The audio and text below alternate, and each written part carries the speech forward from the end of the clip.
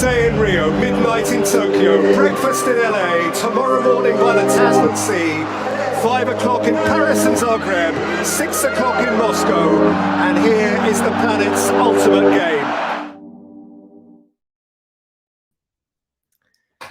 These guys are talking about, I need Lias to spit a verse over this fire. Oh, 1 second. Now you guys can hear me, for sure. Hey, welcome back to 8 p.m. in Europe, guys. I see Kevin in here talking about, I need Lias to spit a fire beat over this, bro. Hey, shout out Vitals on the Track. Go check them out on YouTube. Their stuff bangs. But yo, we got a fire episode for you guys tonight, bro. I will be having Aaron Sakaya on the show, as you guys can all see from the title, as you guys can all see from Twitter. But yo, it's gonna be good because obviously with Bayern we have so much to talk about, bro. Europe has been, they're telling me Leach is out for the season.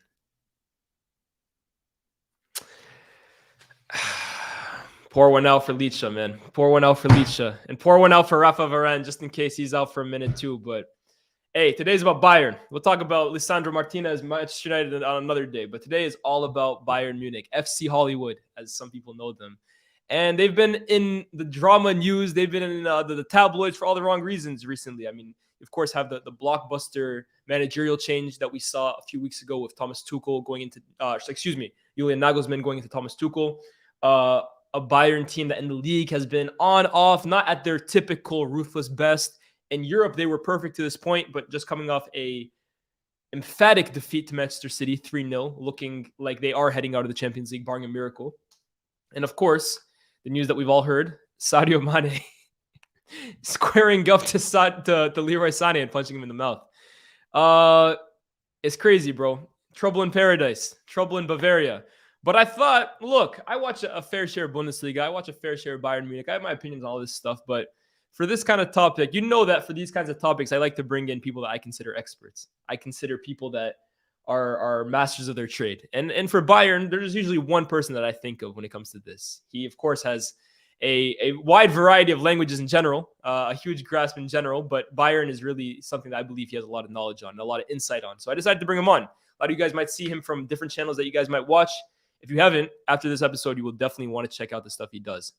Ladies and gentlemen, Aaron Sakaya, welcome to the show, my friend. Yes, bro. How you doing, Lias? I'm good, bro. It's been a minute since we did any collaborations, but how you doing, bro? I'm doing good, man. I'm doing good. Good to see you. Good to see you doing your thing on FTBL. Shout out to the whole crew, man. My guy, appreciate you. Like I was just kind of introducing you. When it comes to Bayern Munich, I consider you as someone who has a lot of insight when it comes to this club. You follow them, not as like your main club, obviously. I mean, shit, guys, if you haven't seen it before, he even played against them one time. But I believe that Aaron is someone that's got a lot of insight when it comes to Bayern. And bro, they are the topic at the moment on everyone's lips around Europe. They're a club that traditionally, they always go to the semifinals of the Champions League, bar the last 2 years. They're a club that typically wins the Bundesliga with 2-3 months to go. And this season, it just hasn't been that. Obviously, we go from the managerial change I brought up from Nagelsmann to now Tuchel. We look at the squad, a bit of unrest going on there. You even look at the Bayern team in general, and I think some might argue that it's a team that maybe needs a bit of a transition in terms of some players. Some players maybe have been there too long, but I wanted to kind of bring you in to touch on all of that stuff. Let's talk about the game, first of all. The game that we just got finished watching midweek. Bayern Munich, or Manchester City 3, Bayern Munich 0. Yeah. Give me your thoughts on that. Very surprised, man. I was kind of expecting Bayern to get away with something in this game, probably like a draw.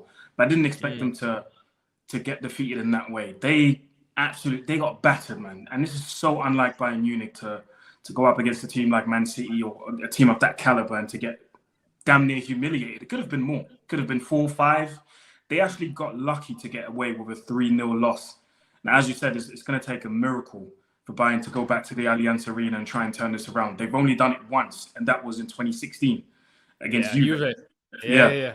So I don't know if they can do that again. And ironically, at the time, Pep was managing them. So I was very surprised, man. Very, very surprised with the way they lined up against City, with the way they played. I thought I saw a lot of mistakes in the build-up play at the back. It was shambolic. Upamecano, who I sang his praises this whole season. I thought this was like his redemption season after the first season that was catastrophic.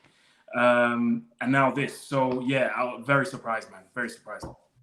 I echo all of your thoughts, especially about Upamecano, who we'll talk about later in the show. Because me personally, I've been just like you, bro, singing his praises. For me, I called it a redemption year as well. So it's disappointing to see that the night that he had at the Etihad. But talking about these poor tactics and the weird setup and players misperforming, normally you would go back to the manager. That usually always ends up going back to the coach because he's the one who puts these guys out. But it's very difficult to put too much blame on Thomas Tuchel, in my opinion. And I say that because I even said it at the time of the appointment when a lot of people, for me, were probably going a bit overboard in terms of Thomas Tuchel is here. He's going to repeat what he did at Chelsea. He's going to win the Champions League with a very strong Bayern team. It just seems like a match made in heaven. But in my head, I was looking at a team that already was a bit.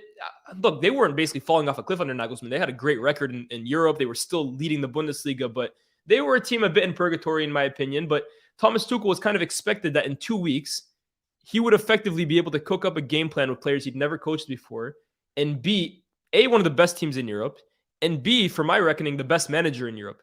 In 2 weeks to ask that for any manager, let alone, I mean, I think Thomas Tuchel is great, but any manager being asked to do that in such a short turnaround time is practically impossible. And I think, look, I don't blame the night on Thomas Tuchel, but what were we expecting? That's kind of the way I'm thinking. What the hell were we expecting? No, you're absolutely right. To expect that from Thomas Tuchel was a bit ludicrous. Obviously, I was one of those people who looked at it and thought, "Ooh, if he did it at Chelsea with in my opinion, average squad at best, what can he do with this squad?" But obviously, it's damn near impossible, like you mentioned. In 2 weeks, there's no way you can come in, implement tactics, have the players perform those tactics to perfection against a team like Man City, who's well oiled. They've been together for seasons and seasons and seasons. They won seven game winning streak at that time, make it 8 against Bayern. You couldn't expect anything miraculous from Thomas Tuchel. And I think from what I've heard and seen on the news in Germany, on German television, they are not going to judge Tuchel.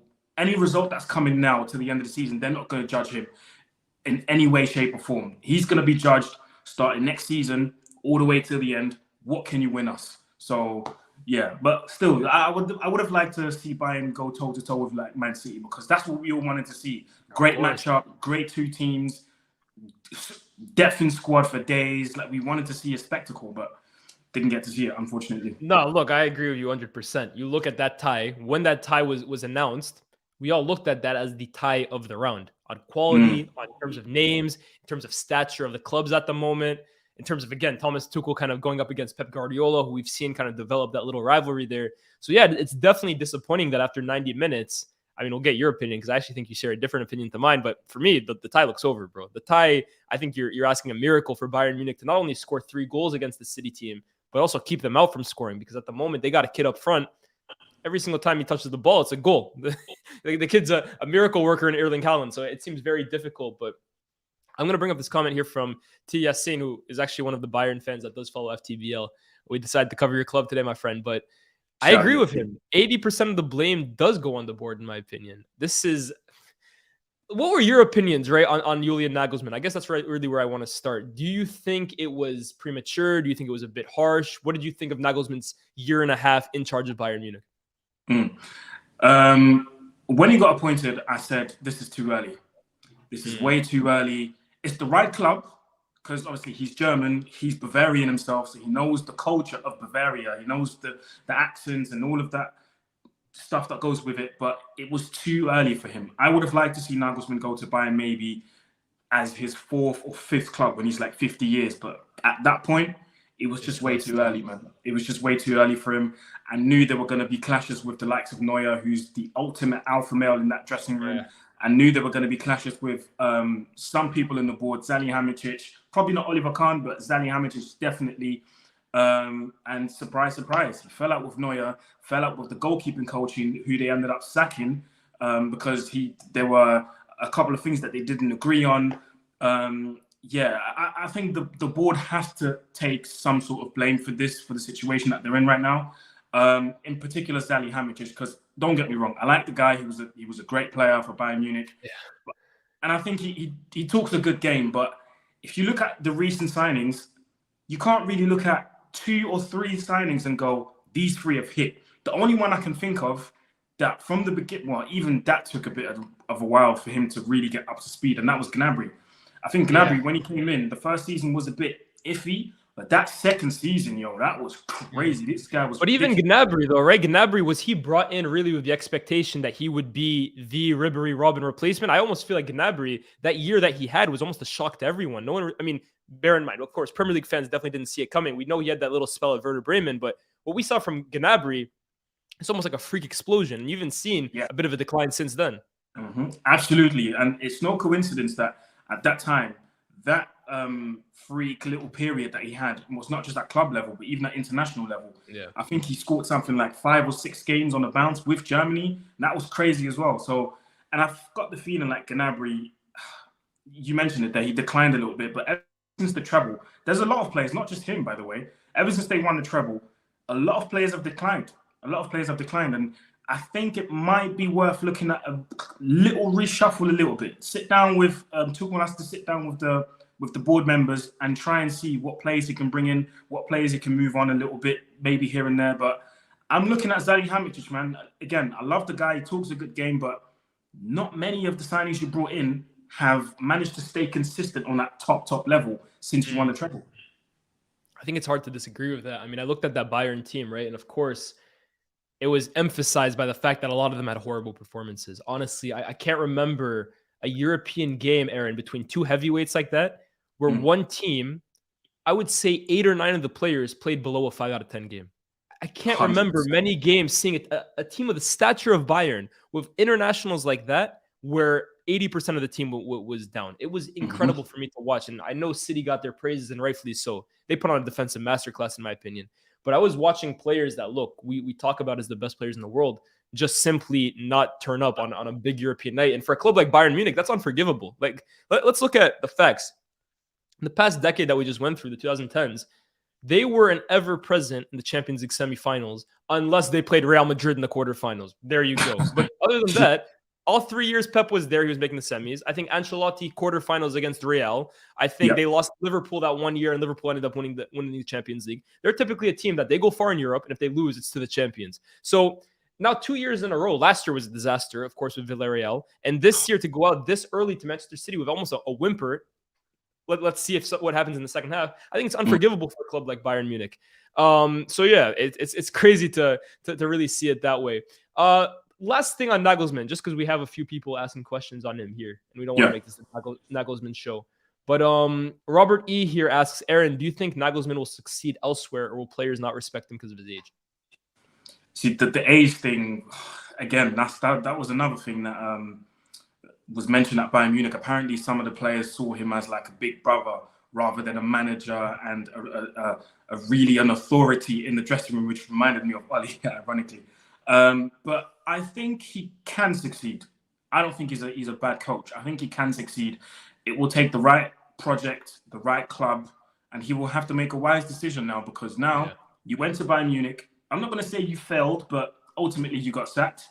Now it's time to make the right decision. Make the right decision. Sit down with whatever club you're talking to. Sit down, talk about the project, look at the squad. What can you bring in? What can you add to the squad?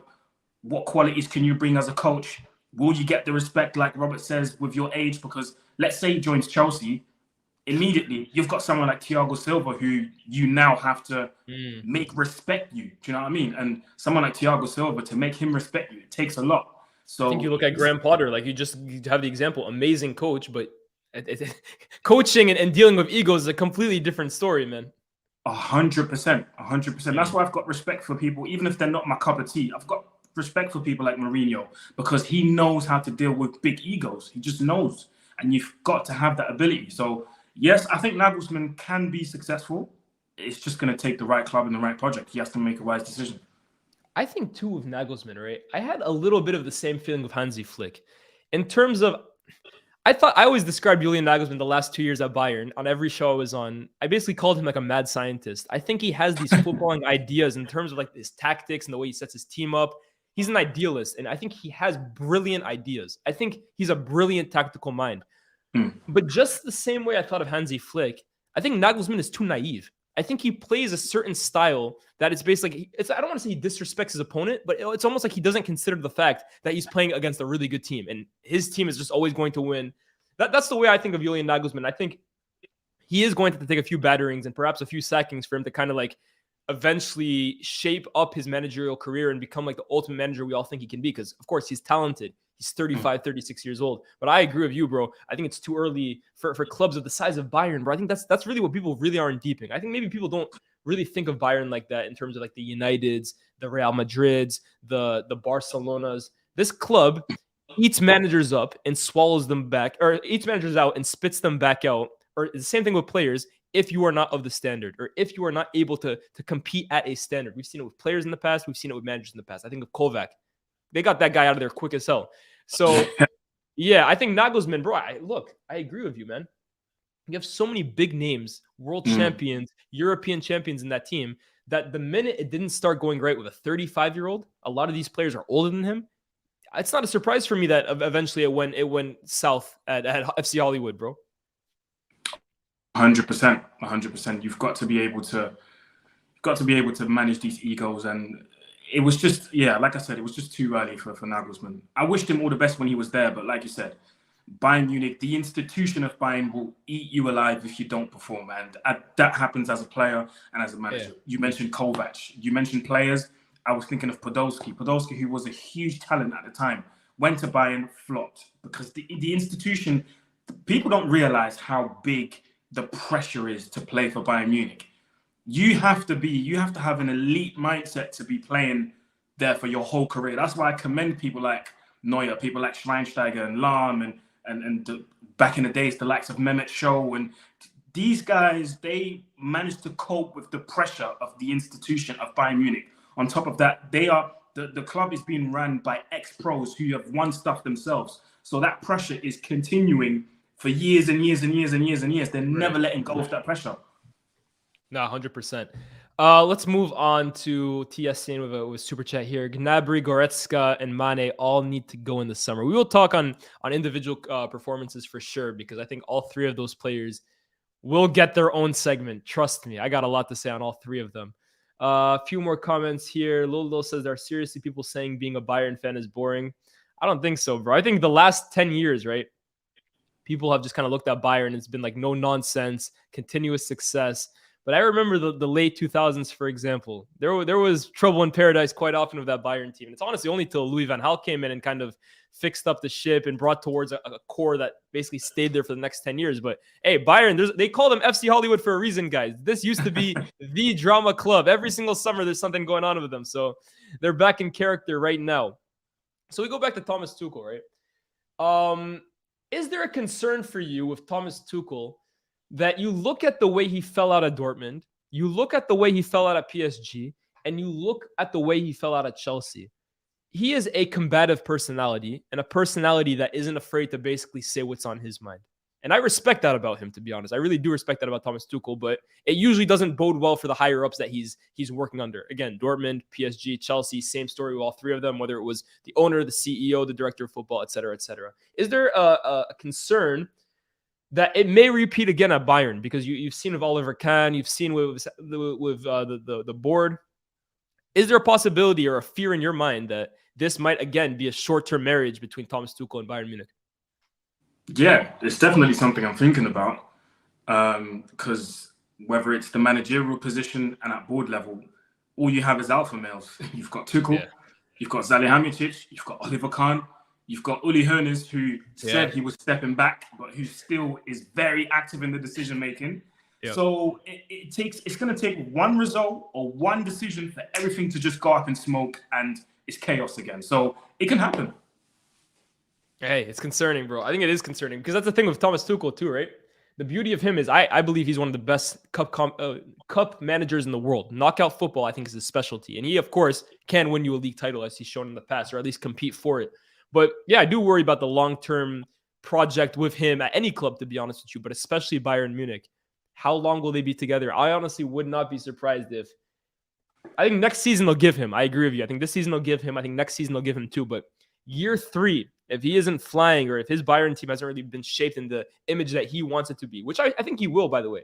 I rate Thomas Tuchel My ranking of managers really goes, Aaron, Pep at the top, and I think there's a few guys fighting for second place underneath him. I actually put Thomas Tuchel in that conversation. So I think if he is properly backed, and if he is given time to this team, he will make them a dangerous machine. He will make Bayern Munich feared in Europe again, but they do have to give him the time, and I'm very interested in seeing how that relationship between him, Brazo, and Oliver Kahn will last.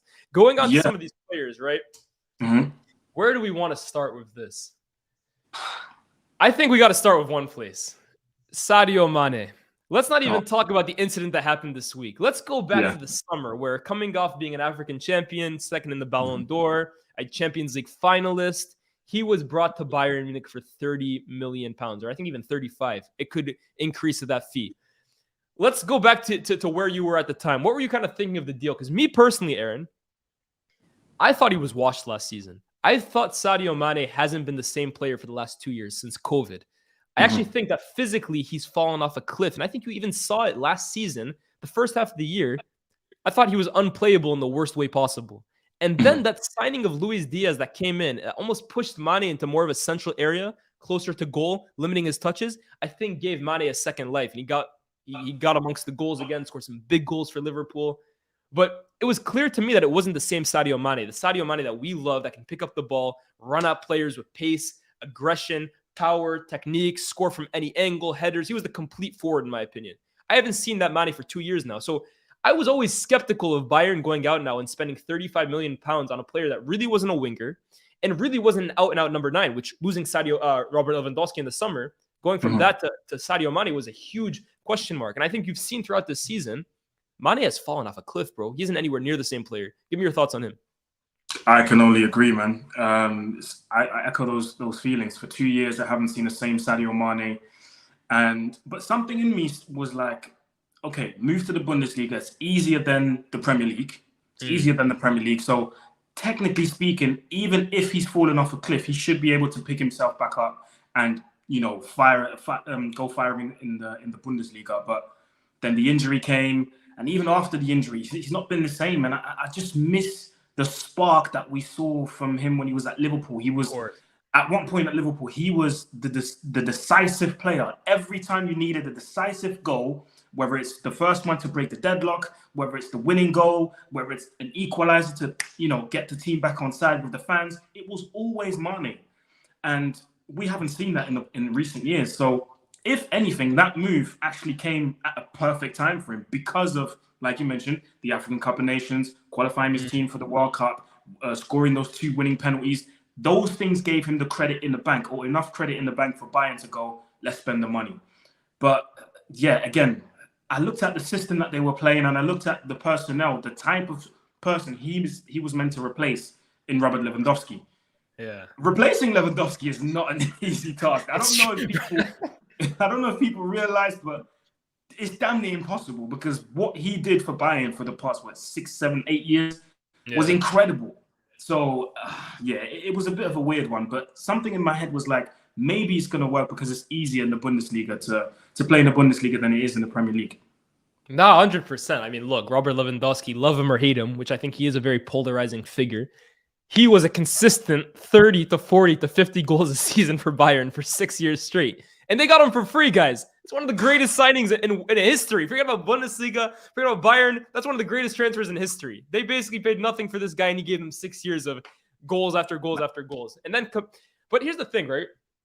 I think it was obvious last year, even though he had a great individual year, him and Nagelsmann had a falling out. And I think Nagelsmann wanted him to play a certain way. I think Nagelsmann in general didn't want to play with an out-and-out number 9. And I think even when Ronaldo was linked to Bayern at one point, even though he was linked to everyone, it never made sense for me, because you don't go from Lewandowski because you don't like the style of player he is to then Cristiano Ronaldo. It was clear that Nagelsmann wanted to go into a system with more of a fluid front three, where all 3 forwards were kind of interchanging with each other. So it made sense in terms of Mane, like the idea of Mane being in that front 3 next to Coman, Sane, and Gnabry.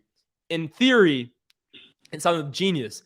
But I think it was very quickly evident that Mane couldn't stay fit. I mean, he's been injured for large parts of the season. And when he has played, bro, he's struggling to stay on side sometimes. He's missing easy chances. He's struggling to control the ball at times. And it's no surprise that it's been very easy for Nagelsmann, and I'm sure it'll be easy for Tuchel, to go to Eric Choupo-Moting, who has had a great year individually, but is not some world beater, guys. We're not talking about one of the best nines in the world. So I agree with you, bro. I think that's been a disaster of the signing, to be honest. Do you see him staying at Bayern past the summer? I know Tuchel kind of backed him in his interview recently, but do you see him staying past the summer? Ooh, that's a good question, because I'm 50-50 on this one. I think there is a chance that he might stay. They might tell him, look, we know your first season was hard, injuries and then the incident with Sane, whatever. We might give you another season, prove yourself, and we might let you stay beyond that. But something in me goes, Bayern's board is ruthless, man. They can get rid of you like that. They don't actually need you, and they can replace you in the blink of an eye. So I'm 50-50, bro. I couldn't tell you yes or no. I really don't know. Well, speaking about replacing Mane, there's certain Bayern fans that believe that the replacement is already at the club. Lolo says, I'm not lying when I say that 17-year-old Tel is 10 times the player Sadio Mane is. Why don't you tell us about him, if you've watched much of him or if you've seen much of him? I think he's a very young, exciting player. I was actually surprised when Bayern were in for him, because I was thinking, why bring in such a young player who knows he's not going to get many minutes? But maybe he's okay with it. Maybe he's like, okay, I'm going to a big club and this is my chance to prove myself. And to be quite fair with you, he's done okay. I like the look of Tel. He's technically, I think he's sound. Technically sound. He's got an eye for a goal. He just needs minutes, basically. Just needs minutes. And it wouldn't surprise me if next season they look maybe at a loan spell somewhere. But yeah, Tel looks all right, man. Tel looks all right. But to say that he could be Mane's replacement, I don't know. I couldn't say that with chest. Let's go towards continuing talking about Sadio Mane, because the main subject, excuse me, give me 1 second with this computer. Sometimes this should be doing it to me.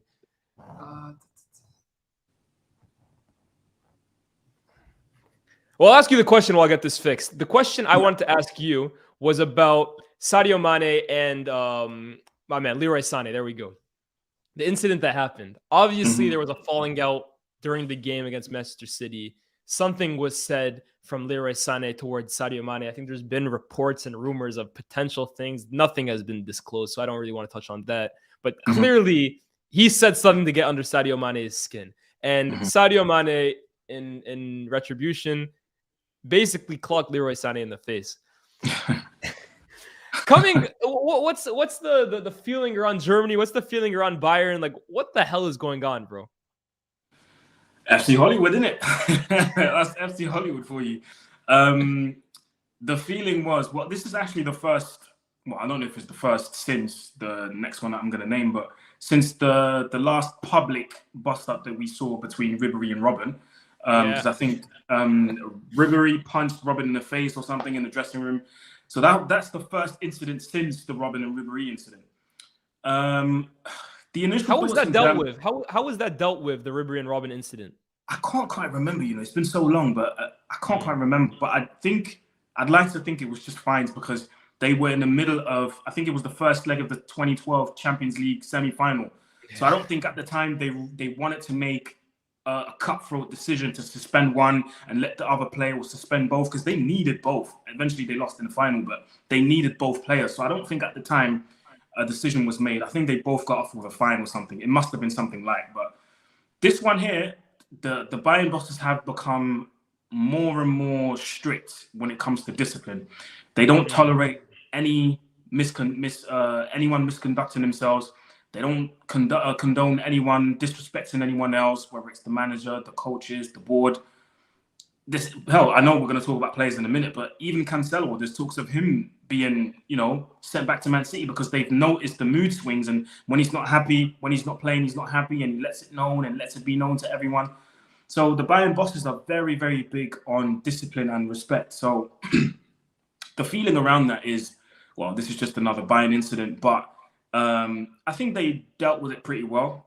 When I first heard the talks of him probably being moved on in the summer, I was like, that's harsh, man. Yeah, I know obviously you shouldn't be punching your teammate in the face and whatever, but to be sold because of that would be harsh. And for Bayern, that's a huge loss, because you spent 30 to 35 million and you're paying him over 300 to 400,000 bucks a week. So that's a lot of money. That's a lot of money to be moving on someone like that. And then, but the overall feeling in Germany, I think, is just, well, it's FC Hollywood. We expect those kind of things at the end of the day at Bayern. Fair enough. ADAJ through the super chat here. Thank you, bro. Sadio used to be so explosive and decisive. He can't move anymore and has missed so many big chances. I wouldn't be surprised if he ends up in MLS. Hey, look, I don't think there's any shame in that, right? Like, Mane's game was so based on athleticism and burst, like really explosiveness, that it was going to hit him a lot harder than other players when he eventually started to age and when his legs started to go out. So I think he's had an amazing career. Sadio Mane is one of the greatest African footballers I've ever seen in my life, to be honest. What he's done for Senegal, leading a golden generation to an AFCON is nothing to sniff at, guys. That's a huge accomplishment. And I'm sure in his eyes probably even usurps the Champions League that he won for Liverpool, the Premier League. He's had an amazing career, scored so many goals. So he can be happy with what he's done. But I think it is the end for him, bro. And I hope he ends up going gracefully. I hope. And I could definitely see him getting one last payday if it's not in the US, if it's not in Saudi Arabia. I'm sure he'll get his last payday, bro, because he's still a massive figure as well in football. He's got a huge name that follows him everywhere. Going on to some other players. I mean, like I said, I only really was impressed by two players on the day against Manchester City, and it was Leroy Sané and it was Jan Sommer. I think the rest of the team, honestly, did not hold themselves up to much glory. The players I want to start on, though, is one that I actually really feel bad for, because I was on 8 p.m. in Europe actually talking about Manchester City versus Bayern. The player I chose to highlight for that tie for Bayern Munich was alongside Matthijs de Ligt. It was Dayo Upamecano. So again, I'm sure you're going to agree with what I'm saying, but this is a player that's had a really good year, guys. I'm sure it's going to be so hard for you guys to believe that now, or maybe you guys don't want to hear it. But Upamecano has had a very good year. He was very good at the World Cup for France. He's had a very good year for Bayern, both in the league and in the Champions League. And I'm afraid that one game here is going to effectively rip all of that up. Like, and the thing with Upamecano, right, is he already had a bad reputation before this season. The bozo gene, if you want to call it that, has followed him throughout his career. And this year for me was like his reparation year. This is the year where he was starting to rebuild his reputation. And this one night, which I'm not gonna hide it, Aaron, I think this might be the worst individual center back performance I can ever remember in the Champions League. I think it's going to follow him for a long time, and I think it's going to take a lot. I'm talking like a stellar Champions League individual campaign from front to back from Upamecano to basically redeem himself in the eyes of fans. I think it was that bad. Yeah, I would put it up there with the Varane performance against Man City when he played for Real Madrid. I'd probably say it's equally as bad. But yeah, man, Upamecano, I'm sorry, but that one performance just ruined your whole season, in my opinion. And you're gonna have to start all over again next season. I mean, whatever you do till the end of the season now, it's probably, we're gonna look at it and go, all right, cool. But next season, you're starting from scratch again. You're gonna have to prove to us why you should be France's starting centre back and why you should be in the bracket of the best centre backs in the world. Because right now you're back to square one. And it's a shame, because I did like the way he was playing this season. He did look really, really solid with the likes of De Ligt next to him. So, yeah, it's a shame, man. It's a shame, but that's football for you, man. You know, you can have a great season and one bad performance can just wipe all of that away. Bro, I mean, I think of Rafael Varane, right? Rafael Varane has one of the greatest resumes in European football ever. And one game, coincidentally also at the Etihad against Manchester City, has to this day still warped the opinions of people about him. People still talk about him poorly because of one game that has effectively overshadowed, rightly or wrongly, an incredible career. And of course, Upamecano doesn't have all that credit in the bank to fall back on, but this is going to hurt him, bro, because already people talk about the Bundesliga and Bayern and bozo defenders. They talk about them in a certain way. They already have their opinion. In the Champions League, I always say, makes or breaks these foreign players, because you have all these Premier League fans who are watching these people for the first time. And either they're going to see an amazing performance and they're going to overgas it because it's the first time they ever see it, or they're going to see something for the first time that's absolutely crap, no matter what they were before they saw it, and that's going to be the opinion that they stick with for the rest of time. So Upamecano, I think I feel so bad for him, bro, because he chose the worst game ever to have the worst game of his life, man, honestly. And the thing with Upamecano, right, that makes it so disappointing, and why it was inevitable, right? Upamecano is a massive confidence player. He's a player that he's even spoken about before this season, had massive issues really finding his voice in that Bayern back line, being a leader back there. And he is a bit timid. And I think this year, that's something that he's actually grown leaps and bounds with. He is a leader now. He is a vocal presence in the back. And I think it was always going to happen the minute Upamecano had that first mistake, because a lot of center backs, right? Center backs have mistakes during games, but it's all about how can you react to it? Can you kind of put that mistake in the back of your mind and grow as the game continues. Upamecano has that first mistake, and his game basically just collapses. He has a mental breakdown. And I think that's really the sign of a great defender, not just what you can do on the ball, not just how you can defend, but mentally, are you up for it for 90 minutes? And he proved, I think, that one game that he isn't up there yet. I can only agree, man. I can only agree. And I don't know if it's going to take a special manager to get that little something out of him. Or like we just mentioned, is it going to take him to just start from scratch again next season and just be consistent all the way through to the end? We don't know, man. We're just going to have to wait and see. And Lord knows what can happen at the Allianz Arena when they turn up for the return fixture. It could be another 3-0 and he could have another disastrous game. And that's when people are going to make up their minds and be like, all right, cool, he's crap then. Yeah. No, it's true, bro. It's true. I do have a super chat here that's going back about Sadio Mane. $10 from COO. Thank you, bro. I'm back to comment on Mane because he has rattled me the other day. Yes, there's been a decline, but you're genuinely talking about him like he's Andre Ayew. Great analysis generally, but feels personal. No, it's not personal for me. First of all, right? I try and never make it personal when I talk about football players. It's always strictly in-game analysis. I don't know these guys. I don't know them personally. In fact, I actually think very highly of Sadio Mane personally from what I've seen. But yeah, I'm speaking truth. I'm speaking from the heart here. I truly believe that for the last 2 seasons, he has been miles off the Sadio Mane that I know and love in terms of PFA Player of the Year contending Sadio Mane, one of the best players in the world, Sadio Mane. I'm not someone that judges a player highly because they score 3 goals or lowly because they don't score goals. So Mane's output really hasn't suffered as much, but I look at his in-game performances over 90 minutes, and I think there has been a huge decline. And you might think, nah, but look, I think it's more reasonable to think that the decline has been coming from the last 2 years, and what we're seeing now is almost like the culmination of it, rather than thinking the last 2 years he's been amazing, and all of a sudden he just fell off a cliff. I think my reasoning adds up a little more, bro. But likewise, thank you for the super chat, bro. It is not personal for me, man. I love Sadio Mane, but every dog has his day, and I think his is coming to an end.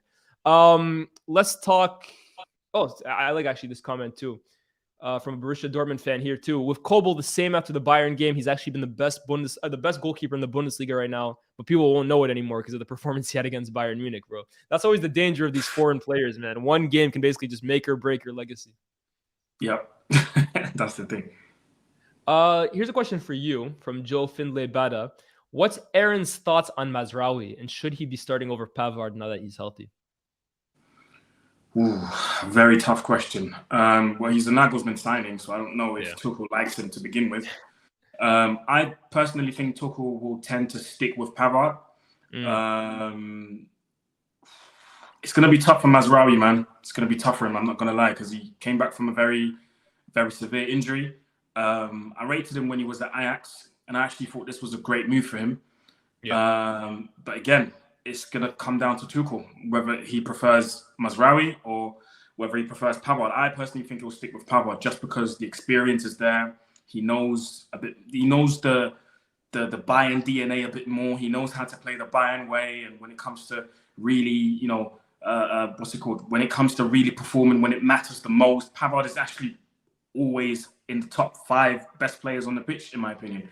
So I would give him another season because he's new as well. I'd give him another season, but I think it'll be tough for him, man. Not going to lie, even though I rate him.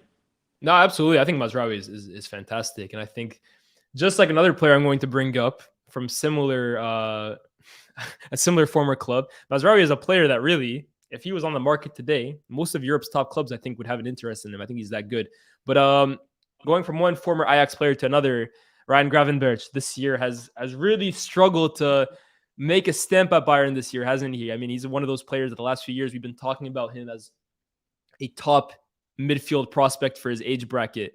And Bayern was that big move that we were all really expecting to happen, but it hasn't really worked out for him. And I think it's really disappointing, right? Because obviously he has some blame to hold himself. I don't think his performances have been that terrific. I've actually heard reports that he's not the greatest trainer either. But regardless, I think when you look at Goretzka, who I'm going to be honest here, I'm not a fan whatsoever. I don't think I've ever been a fan of Leon Goretzka. When he's consistently starting, no matter how he plays, I think it must be frustrating. And Gravenberch is, again, a player that I believe, if he was available now, would fit into Arsenal starting 11. He'd fit into United starting 11. He'd fit into Liverpool starting 11, Spurs, Chelsea. He's a player that can get into most of these big teams.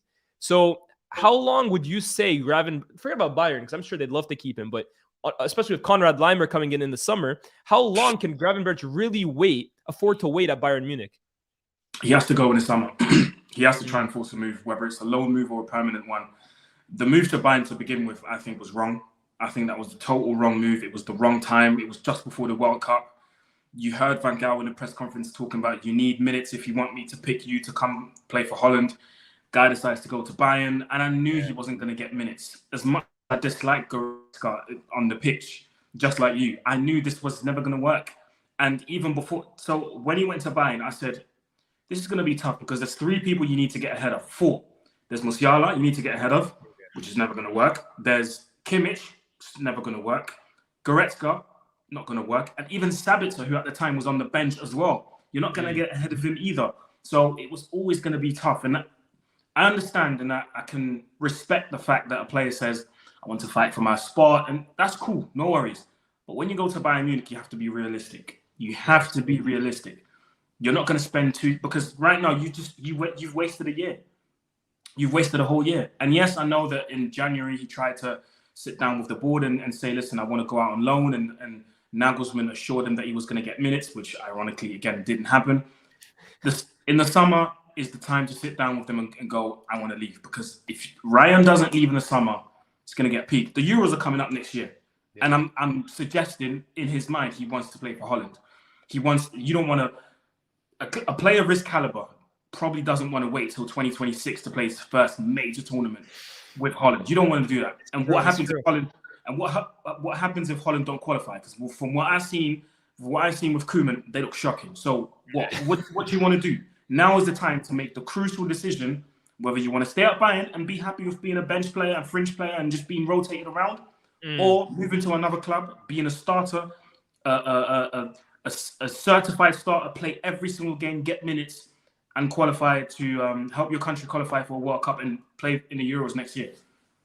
I couldn't agree more, honestly, bro. People sometimes forget how short a career football is. And very short. He missed the World Cup. The way it's going, if he stays at Bayern, he will miss the Euros next year. And like you said, Netherlands in the last decade have missed 2 tournaments already. They missed the World Cup actually, they might have missed 3 tournaments. I think 2. I think it was 3. I can't remember. Yeah, I think it was 3 in a row, right? 3 in a row. So the Netherlands are not one of those teams that are consistently going to be at tournaments. If they have a great generation, it'll happen. If not, it's not a guarantee in life. So I'm with you, bro. I think the footballer's career is very short. And Gravenberch already basically losing out on a year, like you said, at this age could be hugely detrimental. Forget about just his playing time. His development as well is under scrutiny at this point. So I'm with you, bro. I think he has to make a move. And I still believe in his talent massively. I still believe that he's a player that could go to some of Europe's big teams. I'd love to see him under Erik ten Hag, a guy who, to this point, has gotten the best out of him. What could he do to strengthen United's midfield? But at Bayern, like we said, bro, we've seen Bayern Munich eat up and spit out some of Europe's best players, some of Europe's best managers. It's ruthless over there. So that move for me from the beginning was skeptical, in my opinion. I think it was a bit naive on his part. Ali Nofo says Gravenberch and Donny van de Beek, similar stories. Ajax trafficking. That's another thing too, right? Going from the Eredivisie, I always say, especially to the Premier League, but I think to all of Europe's top 5 leagues, I always say for me, it's the most difficult transition to make because I think of the athleticism and the speed of which you play at. Van de Beek, I always had that question mark. Would he be able to transition his game from the Dutch league to Manchester United? For me, that was a huge doubt. But Gravenberch, I always thought, big body, athletic, can definitely play with the ball. I thought it would be a much easier transition, but very clearly it hasn't been for him. Yeah, it really hasn't. So yeah, we talked about Gravenberch a bit.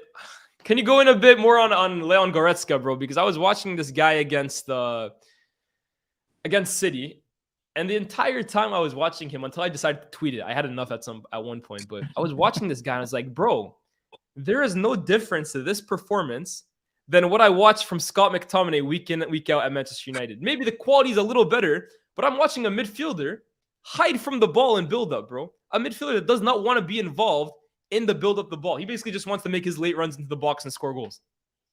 Which is why I commend Hansi Flick for somehow fitting him into that system and making him look good. Because on the ball, he is not it, bro. I think you have to commend Thiago Alcantara more so. Yeah, bro, that as well. But yeah, Goretzka, man, he divides a lot of opinion in Germany because the hardcore German Bayern Munich fans and German fans in general are going to be like, no, he's physical, he helps the midfield and he runs a lot. Kind of they're doing the passion merchant thing over there in Germany. But people that really watch football and enjoy football like we do, they're looking at this guy and thinking, this is not it. And even for Germany, people are looking at him now and thinking, what? How is he still starting? How is that possible? It's like him and Kimmich, obviously, I've got nothing to say about him. Him and Kimmich are almost guaranteed to start every single game. And I think that's where Gravenberch's frustration came in a little bit in January. Because he's thinking, I'm better than this guy. How am I not getting more minutes? But yeah, it's a bit of a weird one, man. Goretzka divides a lot of opinion, but he's definitely not my cup of tea, man. I'm not a fan of him. Absolutely. Look, I mean, is there any other players on Bayern this year? Let's talk a little bit about Musiala before we kind of talk about the final point that I really want to make here. Jamal Musiala, I'm someone that's sung his praises massively. I think this is one of Europe's premier young talents. In fact, in my eyes, Aaron, I don't know if you share this as well. When it comes to under 21 talents, I believe only Pedri is better than him. I believe he's better than Bellingham. I believe he's better than Bukayo Saka. I believe he's better than every single under 21 talent, bar Pedri, who in my eyes is just, he plays at the level of a 28-year-old at the age of 21.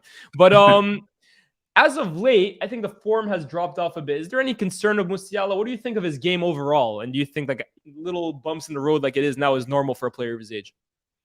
I would say yes, little bumps in the road. But what I would say about Musiala is you have to be careful. He's at the age now where this is the right time to be instilling tactical things into his game. Because from what we've seen, and we've seen that at the World Cup as well, everything he does is based on instinct. It's just, he thinks on the spot, bam, and I'm not going to say he freestyles, but everything looks like freestyle. I don't think you're wrong to say that. Yeah, he dribbles 4 or 5 people, and then in the end, it's just the finishing that's a bit off. So this is a crucial time in his career where you have to add something tactically and develop his brain. You can't just let him do whatever he wants all the time. Because certain managers will like it. Certain managers will leave it. And like Nagel's going to be like, hey, listen, do you. But other managers will be like, you can't always do what you want. You have to stick within the tactical stuff that we give you before the game. So I love him. I love the guy. I think technically he's one of the best in the world when it comes to under 21 players. But like I said, this is the time where you have to develop his brain and develop other aspects of his game. He's quite tall and he's lanky right now, but he's quite tall. Can you develop can you add some heading into your game? Can you add some finishing into your game? Because technically he's good, but the finishing is not really that good. Do you know what I mean? Can you add more assists and more crosses? And because you're meant to be the number 10, so you have to diversify your game and broaden your game, develop your game a bit more.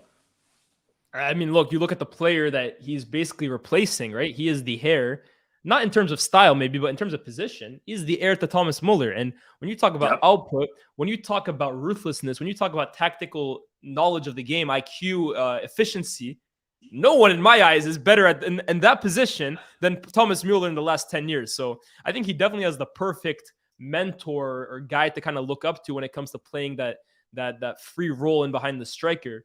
Why do you think it was that Thomas Muller didn't really get much game time against Manchester City? Because that was something that me and Cam were a bit confused about. Obviously, Cam, he went to go see Bayern recently. He came out saying Thomas Muller was the player against Dortmund that impressed him the most. Not even just his goals, but everything about him when you watch him in person. His IQ is just off the charts.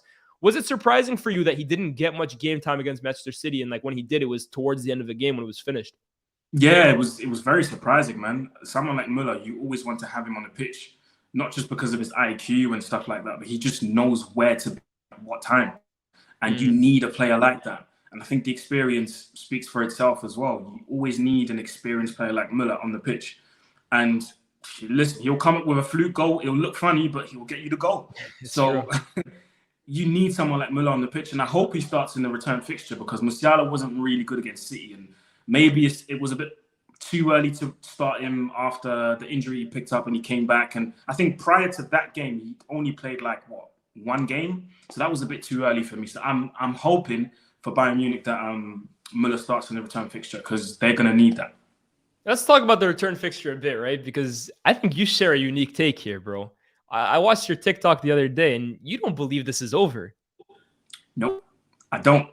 And I'm saying this because Bayern do this thing when their backs are against the wall.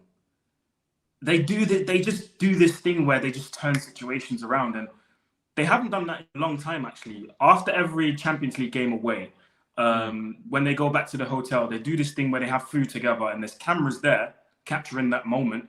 and one of the board members will stand up and hold a mic and speak. Guess who took the mic and spoke? Oliver Kahn. And his speech was very clear. Couldn't be any clearer. He said, in the return fixture, we will do what's necessary to win, to fight and win. When he said that, I was like, yeah, that's all I need to know. From when the bosses put the pressure on you, from when the media puts the pressure on you, because the whole of Germany is going to be watching, from when the fans, that stadium's going to be, it's going to be like hell. Because the fans, they know, Bayern fans know how to back that team. They know how to do it. Of course. All of these things make me believe that they can do it. They can honestly do it. And Pep knows this as well. Obviously, he knows he's got one foot in the semi-final already, but he knows he needs to be careful because he knows what that stadium can do to you. He knows it. That's interesting, bro. I have to disagree there. And I have to disagree, of course, because I've actually picked Manchester City from the start of this campaign to win the Champions League this year.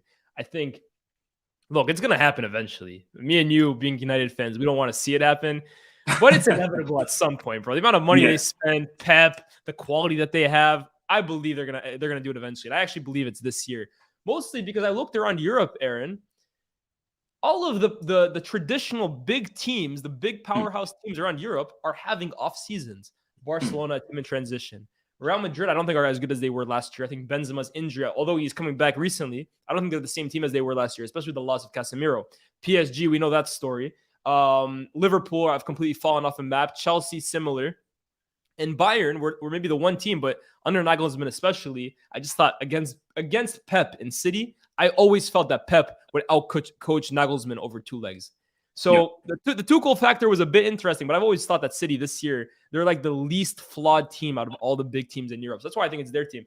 But if Bayern were to come back against City, I'm not going to say it's like remontada levels in terms of PSG Barca, but that would be one of the greatest comebacks I've ever seen in my life, bro. I'd be shocked. Not only because Bayern would have to score 3 goals against City, minimum, but to keep Erling Haaland from scoring a goal. That's tough, bro. And I can understand that, but something just tells me that it can happen. And I think Mane only got one match ban plus a fine, so he'll be back for that game against City. And it wouldn't surprise me if he starts. It wouldn't surprise me. Revenge game, is that what we're saying? I think, it might be revenge time, man. It might be a revenge game. We about to see Mane score a goal, go celebrate with Leroy Sané, just like John Arne Riisa and Bellamy, bro. They're going to do the boxing celebration or some shit. They should honestly do that. They should do that. Last question I want to ask you before I move into the topic that we do often on this show. Start, sub, sell. Merritt actually saying just watch SDS, so you'll know about start, sub, sell. We do it on this channel as well too, guys.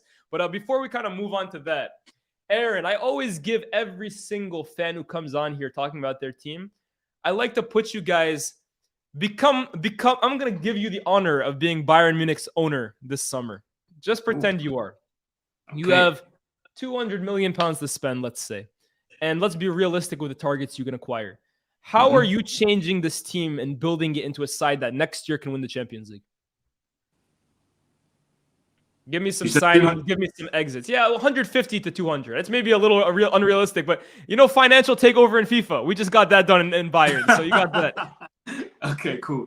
Right. In goal, I wouldn't change anything. I would keep Sommer and Neuer and have them battle it out between themselves.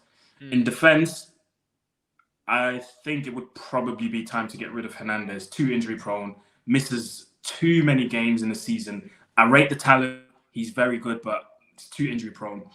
I would try and bring in maybe an understudy to Davies, give him a little kick up the arse and tell him, yo, you need to step up again because he needs that competition. The fact that there's no competition at his spot made him take a little dip as well.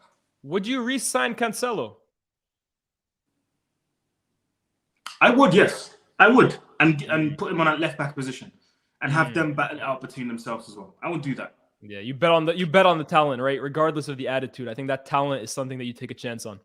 Oh, yeah, 100%. 100%. I agree. In midfield, I think Goretzka, you've served your time. You've done your bits. I think it'd be time to go. I would keep Kimmich in there. In midfield, Laimer coming in potentially. Laimer coming in, yeah. In midfield for Bayern Munich. especially because it looks like Gravenberch is out. It looks like Sabitzer, if United doesn't buy him, I'm sure he'll be on his way out as well. So that is a position that needs reinforcement. I would have liked to say Florian Wirtz, but he's not really a midfielder, is he? He's more of a winger. Yes, Musiala and him would be competing, in my opinion. Yeah. Who is that? Yeah, maybe you bring back Thiago, or is it maybe too late for him? I mean, the pace of the Bundesliga, he would get used to it. He would adapt back to it, so it wouldn't be a problem. But I would definitely bring in a striker. You have to finally replace Lewandowski, and I think I don't want to follow the reports and the hype and whatnot, but I think Osimhen would be a good fit for them. Yeah. I think if you're looking for that pure goal scorer, no nonsense, one touch finish in the box, 2-3 touches max, you go for Osimhen. You go for him. Keep the wingers. You keep Gnabry, Sane, Coleman. Let them feed Osimhen in the box. Have Müller as a backup on the bench, and Choupo-Moting, who's not complaining about being on the bench either. I think that would be nice. It's just the midfield where I wouldn't know who to get. Yeah, no, midfield is an interesting one, Chad. Give us some of your names. Let us see what you guys are thinking. Get in your FM bags. But I've always said, right, for as long as I've been watching football, I've always known Bayern Munich to have a top number 9. Whether it was Klose, whether it was Mario Gomez, whether it was Luca Toni, whether it was Mandzukic, now Lewandowski. I've never known Bayern Munich. Obviously, you go back, Gerd Muller, even further back. I've never known Bayern Munich to have no center forward, let alone a top one, bro. Eric Choupo-Moting, no disrespect, right? He's been an amazing servant for Bayern Munich this year, bro. He's performed better than I could have ever imagined him playing for Bayern. But this is not the standard of Bayern Munich, bro. Go out there, go sign the best in class, and have a gunman leading the line. If you want to talk about football heritage, Bayern Munich with top number 9, for me, is football heritage, bro. Absolutely. They have to go out and get a quality number 9 that's going to give them some goals, man. At least 20 to 25 a season. Even Roy Mackay. I even forgot about Roy Mackay, bro. You guys are taking it back. Hey, you making us feel old as hell, bro. I'm telling you, bro. That's crazy. I said Mackay, you know. All right, guys, we're going to transition into the final part of this show where we talk about start, sub, sell. Give us in the comments section here 3 names, and me and Aaron will do our best to correctly start, sub, and sell them in the correct order. These are usually good, man. My comment section on APM in Europe, these guys got ball knowledge, bro. They'll give you the craziest names. I remember last week, right, or 2 weeks ago, they hit me with Javier Pastore, Johan Gorkuf, and Samir Nasri start, sub, sell at their prime, bro. Wow. Yeah. Hey, people in the comment section, big up to you guys. They be hitting, bro. I'm telling you, these guys, they know ball, bro. I'm just going to go with the first ones I see, to be honest. Kays asks, Haaland, Lewandowski, Harry Kane. What are you going with? Oh, my goodness. What is that prime? Okay. In my head, I know, bro. Yeah, we'll go this season, or we'll go right now. Not this season, like based purely on the season, but right now as players, who do you think are the 3 best of the 3? I'm starting Haaland. I am subbing Kane, and I'm selling Lever. I agree.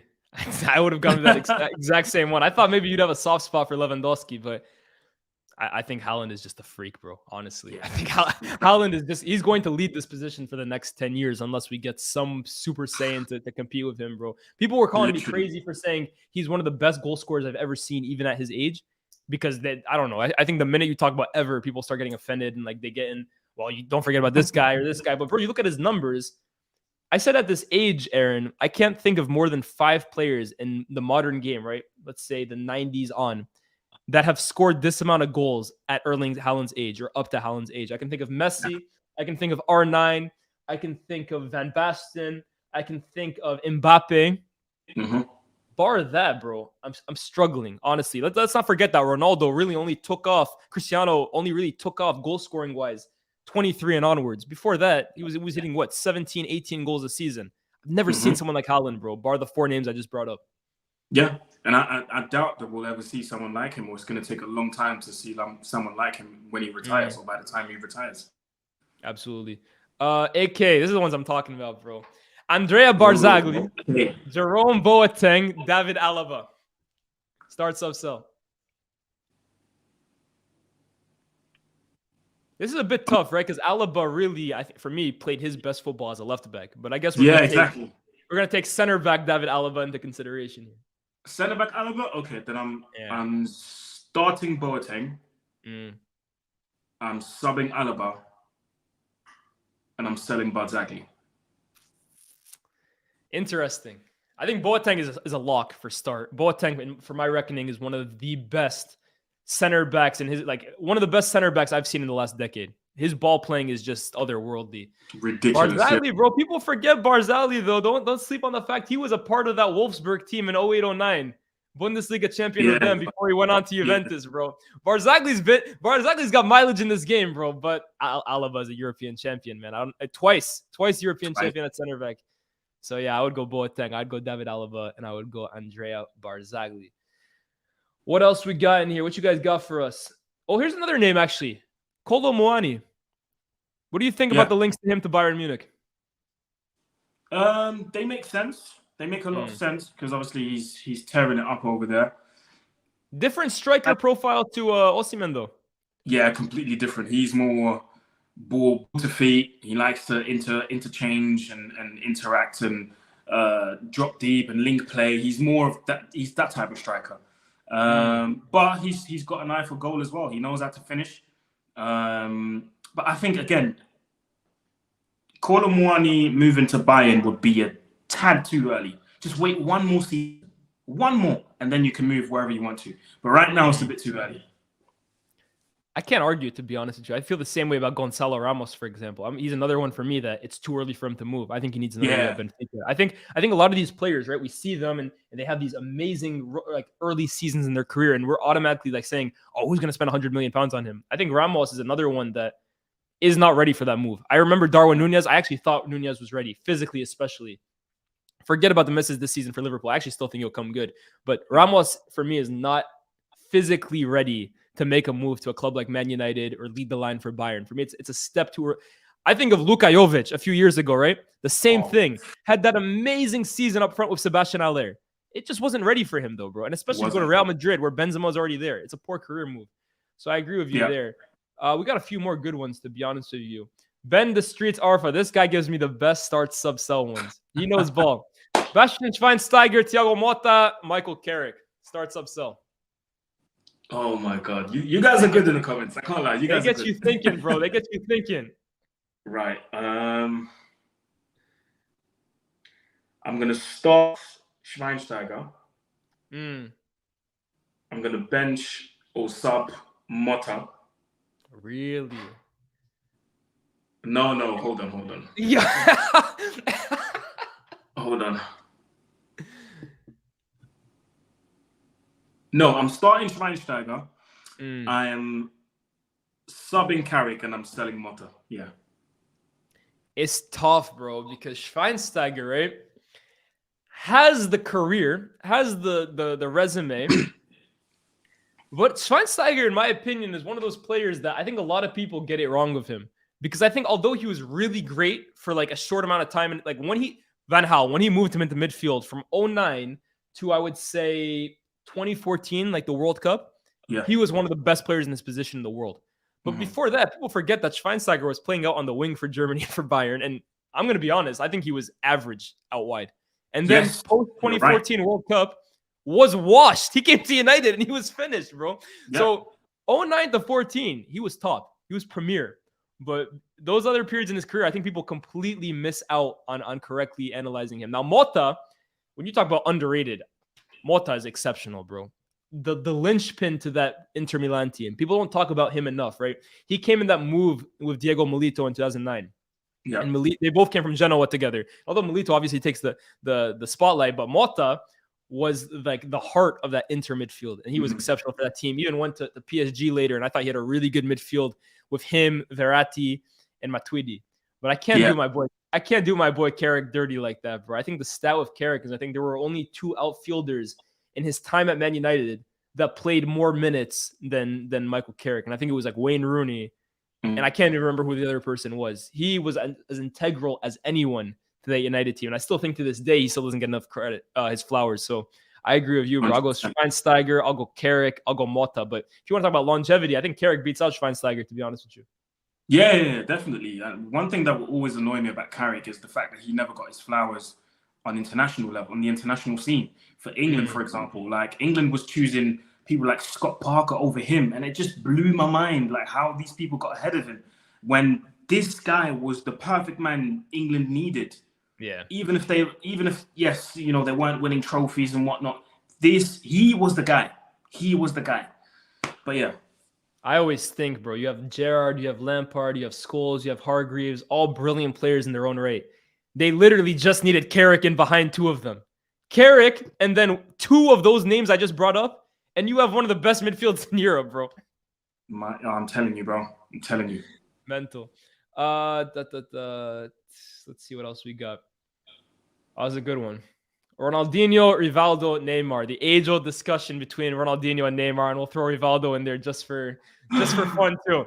Oh my God. I'm interested in knowing your perspective on this, right? Because I know a lot of people, they go back and forth between Ronaldinho and Neymar. Rivaldo, I think, is a bit too old for a lot of the guys who debate those two. He's a bit before that, but I always say Rivaldo in World Cup 2002, R9 takes the flowers. I think you can make the argument Rivaldo was Brazil's best player. Like over 90-minute performances, I think he might have been their best player. I think Rivaldo was definitely up there. But obviously, like I said, Ronaldo will take the headlines. But in terms of the unnoticed work, Rivaldo was definitely there. He was up there. The eternal discussion between Ronaldinho and Neymar. Certain people saying that Neymar has a better career than Ronaldinho. They look at the goals he scored for Brazil. They look at the short period where Ronaldinho just took everything, won everything, completely smashed up everything, and then basically said, "Yo, guys, I'm out." Here for a good time, not a long time. Literally. But you know what? I have to start Ronnie, man. There is no way I'm not starting Ronnie, and maybe I'm being nostalgic here. Ronnie transcended football. This guy was doing stuff that made, like, I was watching football as a kid and laughing at some of the stuff he was doing. Not laughing because I was laughing at him, but I was like, yo, how did he just control the ball with his bum? Like, it was funny stuff like, do you see what I mean? You're laughing because you know. It was funny stuff like that. And he just, he's always played the game with a smile, and he never took it upon himself to be pressured by anyone.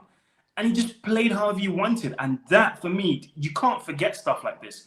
I mean, we're in 2023, and I still don't know how he scored that away goal against Chelsea at Stamford Bridge in 2005. Yeah, the little thing. I still don't know what he did. Those little things, I just can't forget, man. So I'm going to have to start Ronaldinho. Well, you got second. Hey, this is an uncomfy discussion, bro. You can't make everyone happy here, man. Someone's going to be upset.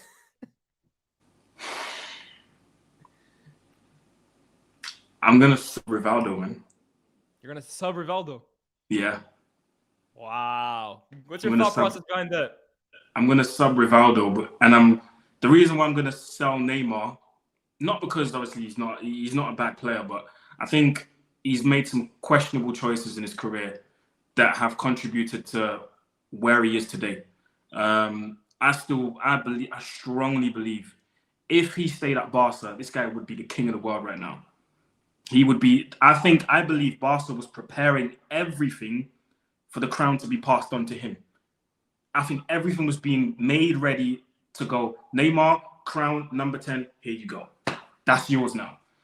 And yeah, from the moment he wore that PSG shirt, I just knew it was never a match made in heaven. That marriage wasn't going to work. So because of that crucial decision, because it was a crucial point in his career as well. And listen, I'll commend him for everything he does for Brazil, even though Brazil ironically won a trophy without him. I commend everything he does for Brazil, but those little decisions matter, man, in my opinion. Those decisions matter. Interesting. This is one that I go back and forth with consistently because I agree with everything you said about Ronaldinho. And actually, I always tell people that that I talked about football. My opinion on like the way I view football is actually starting to change recently, Aaron. In terms of, I was someone who always used to take like longevity and like consistency and trophies. I took it really seriously when analyzing two greats. Obviously, for me, like when the conversation is close, when it's basically just like fine margins, how do you separate a player? And I used to really take how long a player would do it or what trophies he won into consideration. But I keep telling people, I'm starting to view football in a way that I look at their peak, no matter how short it was, and the feeling that they gave me during their peak. I'm starting to value it a whole lot more. So, for example, I was on SDS the other day, and we were talking about Iniesta versus Modric. And I think Modric now has probably done it for a bit longer than Iniesta. But I was telling them, guys, if I never thought that Modric at his very best was better than Iniesta at his very best, why does it now suddenly matter if Modric does that level below what I believe Iniesta's is for longer than Iniesta? I still think Iniesta is the better player. So that's really like, it comes back to Ronaldinho. Even though I just said it, he was here for a good time, not a long time. Bro, those 2 years, those 2-3 years where people talk about like statistics in football, he was still scoring. He was still contributing 30, 40 goal contributions a season. This was before people were talking about stats and Ronaldo and Messi had really touched the scene. He was hitting unbelievable numbers along with unbelievable performances. Now, who do I think is the better player? I think it actually might be Neymar. I think he has more to his game in terms of he's more of a playmaker. He impacts games over 90 minutes longer than Ronaldinho. But Ronaldinho gave you a feeling, bro, in games. Now, in one moment, could change the entire reflection of a game. He could break defenses apart in literally one moment. And people will maybe argue that Neymar can also do that. But I think just Ronaldinho for those 2 years, bro, was the king of the world. He was literally the king of football. And I don't think Neymar has ever reached that. Now, people might argue it's because of Messi and Ronaldo, but that's a hypothetical. I've never seen Neymar reach the level Ronaldinho did. So I have to put Ronaldinho up there. I think I'm still going to sub Neymar, and I am going to sell Rivaldo. Because I think Rivaldo, even at Barcelona, under Van Gaal especially, it got a little messy towards the end there too. Yeah. It's a good conversation, bro. I don't hate on anyone that says Neymar, because I always say for me he's the most disrespected footballer I've ever seen in my life. I think the way people talk about him is crazy, to be honest with you. I do agree with that as well. I've seen some horrible takes regarding him and the Premier Talk League. sport. I agree. Very disrespected.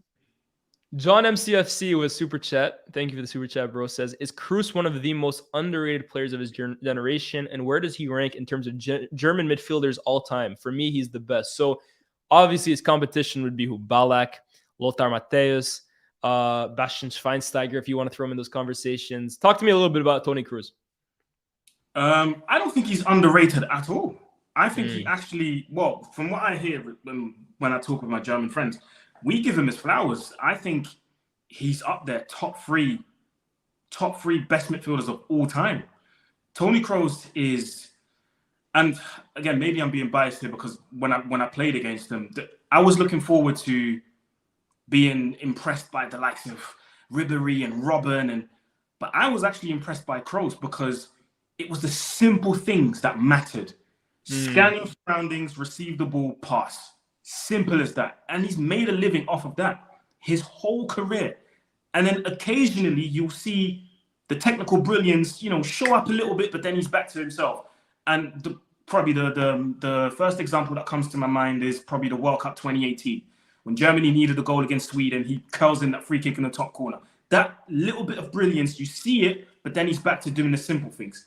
And that, for me, Kroos he's incredible. His vision, and to still do that at this level, and people call him slow, and he is, don't get me wrong, he is, but you still can't get the ball off him. And for me, those little things matter to me. And yeah, he's definitely not underrated for me.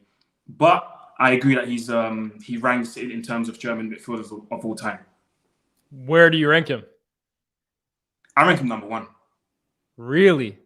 Interesting. Yeah, I rank him number one. Better than Ballack, better than Schweinsteiger. Lothar Matthäus, I think, is before both of our times, so we won't talk too much about him. I can't judge. I respect it. No, I wouldn't be able to talk about him either. Ballack and Kroos is always a difficult discussion for me because when you look again at resume, Kroos, I mean, bro, 5-time Champions League winner. What's funny about Kroos, right? Kroos could have won 6 Champions League, guys. Like, let's not forget the one that went to penalties. He could be a 6-time Champions League winner. I think it's a record. I don't think any player has ever won 6 Champions Leagues. He could very easily have 6 of them. And he played an integral part for all of them. He was arguably the best player at a World Cup in 2014. I know Messi ended up winning that competition. I know Messi won the award, and I know people talk about Neuer and people talk about James, but Kroos was unbelievable for Germany that World Cup. In my opinion, he was their best player throughout that tournament. And he's just combined kind of everything, right? Longevity, peak, resume, technical ability, the eye test, everything. Kroos ranks so highly. But Ballack, man. Ballack was special, bro. Ballack is a different kind of midfielder in terms of he's not the efficiency and the basically simplicity of Toni Kroos. But I can't think of many midfielders in my lifetime that had the ability to carry bang average teams to levels that they did not belong at whatsoever, like Michael Ballack did. Like, guys, let's not forget that. And I think a lot of people probably don't know this because they were still pretty successful throughout this time. But Germany went through a really poor period of football. Like in their country, they went through a 5 to 10 year period where success was low. They weren't producing all-time great players. They weren't going as far as they wanted to in tournaments.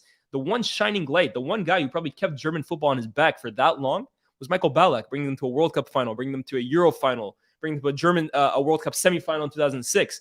He kept this country afloat during their worst ever period. And he had this ability, bro, to just pick up the ball, win the ball, first of all. He's typical box-to-box midfielder in terms of win the ball in his own half, steamroll through 2-3 players, and then either play a player through or score a goal. He is, for me, the ultimate all-action midfielder. And now it depends what you really prefer. Do you prefer a guy like Kroos or do you prefer a player like Michael Ballack? But I always loved Ballack, man. I like both of them, but Ballack was something. And I see some people here too talking about, hold on, did Aaron play ball? Bro, dashed in, he played with Kroos like it was nothing. You talk. Let me see if I can find a picture of you and Toni Kroos on Google. Yeah, no, but I agree with you on the Ballack point. And this guy has such an impact. And he, like you said, he carried our country for a very, very long time. Carried Germany. We went into competitions not expecting anything, but he was that shining light that kept us alive. And I remember the World Cup 2006, because it was in Germany as well. It was so special. We dubbed it, or we named that World Cup. What did we name it again? The Fairy Tale. We named it the Fairy Tale because it was meant to be our fairy tale, because everything that was happening, Ballack was just in the middle of it. And for him to miss that World Cup in 2002, it was like it was like everyone was mourning. It was like, oh my God, we're going to lose, which we did in the end. And people still firmly believe that if Ballack had played that final, there might have been a chance that we would have won, that we could have won against the mighty, mighty Brazil. And even in 2010, when he got injured and Jerome Prince Boateng at Portsmouth, flexed his ankle and all of these things. FA Cup final. Oh my God. That broke my heart. I'm not even a Germany fan. That broke my heart, bro. When it got announced that Ballack was going to miss the World Cup, it was like the whole country was just, oh my God. People were crying. It was a crisis in Germany. Who's going to replace him? And then Müller came in. Oh my God, we can't believe you're giving him the number 13. It's a disrespect. And then at the time, there was beef between him and Lahm, because Lahm was like, yo, I'm the captain now. And it was crazy. So I will give Ballack his respect in terms of the impact that he had. And there were games where we were absolutely garbage, like trash. And Ballack comes up with that one piece of magic. The first game that comes to my mind is Euros 2008. I think was it the semifinals or quarterfinals against Portugal. Against Austria. Austria in quarterfinals. We were terrible. And Ballack, one free kick, top bins, done. And I was like, yeah, he's that guy. He had the hero gene. Like Steven Gerrard has the hero gene in terms of like, you need someone to just pull you out of the mud. Gerrard! It's the same thing with Ballack, bro. Ballack had that same shit, bro. Ballack! You remember he scored 2 goals against us at Stamford Bridge? I think it was 2007 or 2008, bro. He had this ability to just, bro, save his average team single-handedly, bro. Yeah, definitely, man. The guy was unbelievable. But yeah, people in the comments, yeah, I did play against Bayern. That's years ago. Now, that was 2012. I was just about to turn 19.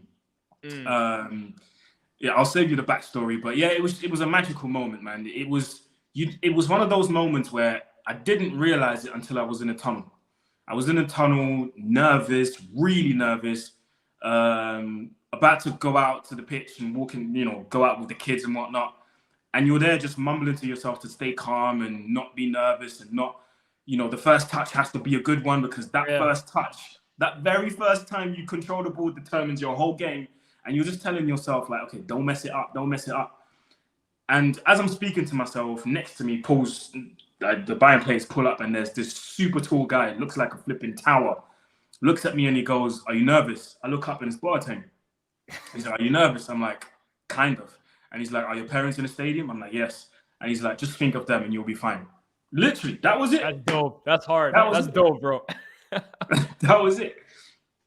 That's amazing, bro. What was like, just to kind of stay on that game, what was like the biggest thing you took away from that game? Like playing with like players of that quality. What was like the thing that still stays with you to this day about that game? The thing that stayed with me to this day is the players that we think when we watch football sometimes and we say, "Oh, this guy's crap." And the players that we think are crap are actually good. They are. Give me an example of one player that you went into that game like thinking this guy's ass and he just shocked you. Mario Gomez. Bro, I'm telling you. Bro, the guy just has... Bro, he was at the right place at the right time. That's all he needed to... The guy scored like 5 goals that game. Right place, right time. Done. That's all he needed to do. And, bro, the guy couldn't control the ball. He didn't know how to... On the half turn, he was terrible. He couldn't dribble. But, bro, put the ball in the box and he'll be there and score. Gunman. So sometimes when we watch football, and I'm speaking for myself as well, when I'm watching TV and I'm going, "Oh, this guy's trash," I sit back and I go, "Hold on a minute. He might actually be good." You know what I mean? He might actually, because if he's at that level, then there must be something. Of course. Gomez is actually not the one I was thinking you were gonna say, because Gomez, bro, he was top scorer for Stoke. He scored a lot of goals throughout his career. I thought you were gonna say someone like, I thought you would say someone like Olic or someone. I don't know if he was playing during that game, but if Olic is the kind of player, I thought you would say like, "Oh, you look at him, he looks crap. He doesn't even look like a footballer, to be honest with you." But yeah, exactly. I don't think he was there that game. I think he was already transferred, but I can't remember to where, because everyone was there apart from Alaba and Schweinsteiger, who both had injuries. Alaba, I don't know where that injury came from, but Schweinsteiger picked up an injury because the year that we played them in, was it end of July 2012? Some of the players were just coming back from the Euros, so a lot of players weren't really up to speed. Well, I say not up to speed, but they were still looking like world beaters. Nah, that's dope, man. Yeah, guys, Aaron did not play for Bayern. That would be insane. No, no. He played against Bayern. I wish. What was the club you were playing for at the time? So it was one of those things. It was like a competition. For those who remember, those in the comments who will be old enough to remember Nike the Charts. It was similar. It was similar to that, but sponsored by Adidas but in collaboration with Bayern. That's hard. That's hard. You played against the first team. That's crazy, man. Yeah, some of those pictures that have come out, guys. If you go on Aaron's Twitter, which I'll definitely link in the description below, you'll see some of them. I think he linked one with Frank Ribery the other day for his birthday. So yeah, Aaron's definitely got some great stories. We'll have a few more of these start sub sells, and I'm gonna let Aaron go. But this has been a great stream, guys. Make sure you guys like, share, subscribe, all that good stuff if you haven't already. Go check out the stream back if you missed any part of it. But yeah, let me go through a few more of these. MCFC Dab says, "Lias and Aaron, I salute and appreciate you both because you strip away club bias and social media point scoring, take football back to the beauty of appreciating talent irrelevant to clubs." My guy, appreciate the kind words. Check out Daps as well, bro. Top content creator for sure. Lucio Bonucci Pepe. Oh my God, you guys are killing me, man. That's tough, bro. Because hey, I'm gonna tell you right now. There's only one guy that's coming top on my list. And you might not even think he's the best. I might not even think he's the best, but I have such a bias towards him. Lucio's on the top of my list, bro. Yeah, I was going to say, bro. Lucio's top. Lucio's top for me. Bro, he wasn't the best on the ball. I disagree. I disagree, Aaron. I actually think Lucio was mad underrated on the ball. I think he is one of the first center backs. You look at the modern generation of like center backs now who are tasked with carrying the ball out from the back. Yeah. I think Lucio was the pioneer of that, bro. I think Lucio was the first center back I ever saw at an elite level. You saw he's basically a brute, bro. The guy is like a truck. But when he gets on the ball, he has this ability to steamroll past like 5-6 players into the opposition box. It's crazy. Yeah, Lucio has to be number one for me. And it was not even because of the point that you mentioned. For me, I put him number one just because of the dominance, bro. Defensively and attacking wise. Because when you put that ball in the box from a corner, best believe you'll get a bullet header from Lucio. Lucio was that type of guy. And I rated him from his days at Leverkusen. When he moved to Bayern, I was like, this is the perfect match. Yeah. Match made in heaven. Van Gaal selling him was a massive L, bro. Van Gaal should never have 100%. What, for Daniel Van Boyten? Who was playing with him? Van Boyten and Demichelis. Come on, bro. Demichelis, and he was switching between Demichelis and he even brought a youngster, Batstuber, who ended up having major injuries and never really worked out. Yeah. But yeah, Van Gaal, that's an L you have to take, bro. I'm sorry. It's a massive L. Who do you got outside of him, though? Bonucci or Pepe? Oh, God. I think Bonucci is the better footballer, right? Yeah, I was going to say that. In terms of pure defending, I have to go with Pepe. Pepe's a legend of the game, bro. I have to go with Pepe, yeah. Whether it's normal defending or the dark arts of defending, he's got it all. So I have to go with Pepe. Nah, I think I agree. I think I go with Lucio, Pepe, and Bonucci. I have a story actually about Van Boyten, right? My dad, he went to go watch Bayern in 09-10. He went to go watch them against Schalke, I believe. And he was telling me it was a terrible game, right? This was like early Van Gaal days. The football was awful. He said the game was terrible. And Van Gaal, the last 5 minutes of the game was tied. He makes this tactical switch mid-game, which apparently Van Gaal was actually known to do. He basically put Van Boyten up front. Yeah. He turned Van Boyten into a striker for the last 5 minutes. Lo and behold, the 92nd minute, they're just pumping balls into the box at that point. Van Boyten comes up with the header. But I agree, bro. If there's a footballer, he wasn't great. But this is the days where you just had brutes in the back, bro. Trees. Van Boyten, no technical ability, but in the air, man, he could head the ball. Do you not think that football misses that a little bit? You know, those pure defenders like Van Boyten, Pepe, Lucio sometimes, defending-wise. Do you not think that football misses that? Because everyone's so obsessed, and I don't think it's a bad thing, but everyone's so obsessed with playing out from the back and you have to be tidy on the ball, which is good because I like to see it. But sometimes I just want to see some Pepe, man. Listen, bro, I'm going to tell you this, right? I'm actually going to do a whole stream on this one day because I feel really strongly about this. But I think people, football Twitter in particular, are obsessed now to a fault with ball-playing center backs or like center backs that are more like conservative. I think they view football in a way that only those kinds of center backs are good. When the reality of the situation is, I believe the structure and setup of defenses these days, I think defenders are actually protected because I think when you think about it, it's more so modern day football is more so about defending in a unit rather than it is defending as an individual. I think that the units, they move together. The offside lines are a lot better in terms of like moving up and down as a unit. I think now you have a defensive midfielder who sits right in front of them when in the past teams were maybe playing 4-4-2. You have a rock in midfield that kind of shores up any danger before it even gets to you. You have a sweeper keeper more time that if the ball goes over the top, he's usually there to clear the danger. So I think defenders are a bit more protected in that sense. Now I think they're asked to do a lot more on the ball, which kind of evens it out. But you think of that era where defenders, for the most part, had to maybe they'd get dragged out of position and get isolated in 1v1 battles, which you don't see it happen as much in today's game because, again, they're protected.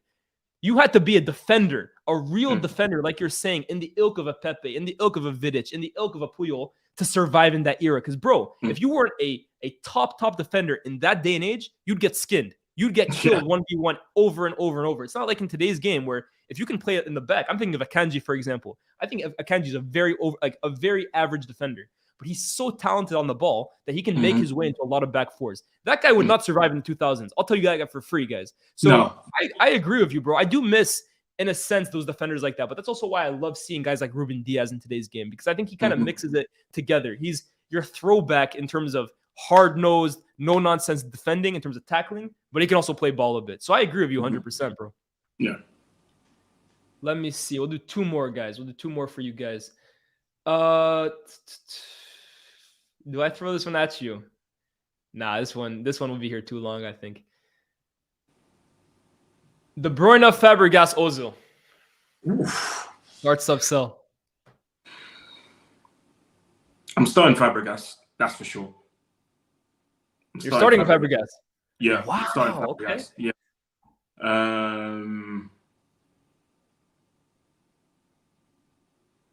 This is an interesting one. Wait, what's this based on? Those three names. What is it? Let's based go on? prime. Let's go prime. Or do you? No, because career. I feel career is easy. Well, it might not actually. Let's go Career's prime. hard as well. This prime, yeah. Okay. Yeah, let's go prime. Yeah, I I'll can't tell lie. you. If it's Yeah, go ahead. prime, then I have to go with Özil. I have to start Özil. Okay. I'll start Özil for prime. It's tough, bro. It's tough, bro. It's really tough. I'll tell you this. I think for prime, bro, I might sell Fabregas, and that's gonna be crazy to a lot of these guys because, like Ben the Streets Arfa knows, Fabregas. I always say was he was my favorite. He was my favorite player growing up as a kid. Cesc Fabregas. I like the guy, bro. But I think based on prime, Ozil, it speaks for itself. His prime is disgusting, bro. One of the best primes of a number 10 I've ever seen in my life. But what we're seeing from De Bruyne in this last 3-4 year period, I think is exceptional. Honestly, Yeah, man. I've never seen a player, bar maybe Messi, and I would even include Ozil in this debate, who waits a final ball the way Kevin De Bruyne does, bro. His weight of pass, I don't think he has the vision and the variety of playmaking that Ozil does. But the weight of pass that he has when he puts that ball from the right-hand channel into the box, I think bar Messi, I've never seen it, bro. It's unbelievable. And the guy's a chance-creating machine. When you have a pass in your locker that 95% of the time, it finds someone in the box to score a goal, that's efficiency that we've seen from 5% of footballers ever. So I would probably bench De Bruyne, potentially even start him when it comes to prime. That's very interesting. That's very interesting. But it's not a wrong thing, to be honest. Yeah. It's not a wrong thing at all. De Bruyne is not my... I'm not going to say not my cup of tea. He's not my favorite to watch. I hear you. Entertainment-wise, I think there's a few players I would rather watch. Not as many. I said the same thing about Haaland. I think Haaland, there's a lot of players I'd rather go and watch. De Bruyne, I wouldn't say there's that many, but I would love to watch more of a Fabregas or an Ozil. They're more like my cup of tea in terms of the flair, the technique. I hear you. Yeah, but I have to... The numbers he puts up are ridiculous. Absolutely ridiculous. And especially when they play against us, it annoys me how many times that final ball from the right-hand side just works. It just works. And you can't stop it. And sometimes it's just really annoying to see. But you have to respect it and be like, you know what? Props to him, man. Because even this season, he's putting up crazy stats in terms of assists. How many times has he found Haaland already this season? I've lost count. So I think Raheem Sterling, bro, the last 3 years, De Bruyne would have probably broken the assist record 3 different times if he had someone else other than Sterling or Jesus. I'm telling you. I'm really telling you. Tobias Overgaard here says thoughts about Neuer for being, I guess this is the third best player of his generation. If that's that, I don't agree with that. I think Neuer is terrific. For me, arguably the best goalkeeper I've ever seen. But I find it very difficult to put goalkeepers up against the likes of Suarez and Neymar, to be honest with you, bro. So exactly. That's you said it all there. I'll give Neuer his flowers. We'll do one more, guys. One last one. AMH has been spamming this one. It's a weird one, but like I said, these guys love their weird ones. Lavezzi, Nani, and Lorenzo Insigne. That is a very weird one. It's bizarre, but he's a Napoli fan, actually, so it explains Lavezzi. And Okay. He'd probably expect me to put one of the Napoli players on top. That's a hard one, man. I know who I'm starting. I'm starting Nani, bro. Nani was a bit like he was a frustrating player because. Oh, of course. You know what I mean? Well, wouldn't you say all three of them for me are a bit frustrating?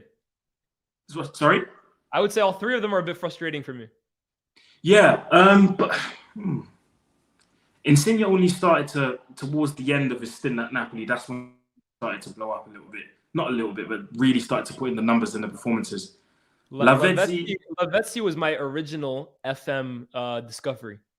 I remember when I discovered Lavezzi and then saw him tearing up Chelsea a few years ago of Napoli. I thought I had just unearthed like the next Messi, bro. And then I find out he's like 4 years older than Messi. I thought I just discovered Maradona 2.0. But I think I'd have to agree with you. I'm starting Nani. I'm probably... I'm subbing Lavetti, and I'm selling Insigne. Yeah, I would agree. I have a bit of bias towards Lavezzi, bro. I remember this guy. I'm telling you, bro. This was the first time I unearthed someone. I was like, yo, this guy, I feel like they need to hire me as a scout, bro. After this, they got to hire me. No, I like that ranking. Guys, this is going to do it. This has been 8 p.m. in Europe. It's been a really good one, bro. Almost an hour and a half. Yeah, actually went longer than I was expecting to. But guys, this is the guy to go to if you are interested in European football. Of course, obviously, follow me as well, too, for this stuff. I'd like to think I know a bit myself. But Aaron Sakaya, guys, go check him out. I'm going to leave his TikTok, his Twitter, his YouTube, all that good stuff. This guy knows what he's talking about. He's a United fan just like me, but he's got an insane passion for all things football, especially European. Of course, he has so much knowledge on Bayern. And if you guys are interested in people who can speak a lot of languages, this guy's got a few in his locker for sure. So I'll make sure to leave all of his links in the comment section or in the description below. Aaron, before we dip, is there anything you want to say to the public? No, nothing in particular, man. Just make sure you follow up all the social media platforms. That's where you're gonna see me. And yeah, appreciate you again for having me on, man. Of course, bro. Guys, this has been 8 p.m. in Europe. Make sure you like, share, subscribe, notifications on, all that good stuff. If you got any friends who are looking for a football YouTube channel to check out, tell them FTBL is the place to be. But with that being said, this has been 8 p.m. in Europe. We'll see you when we see you. Peace.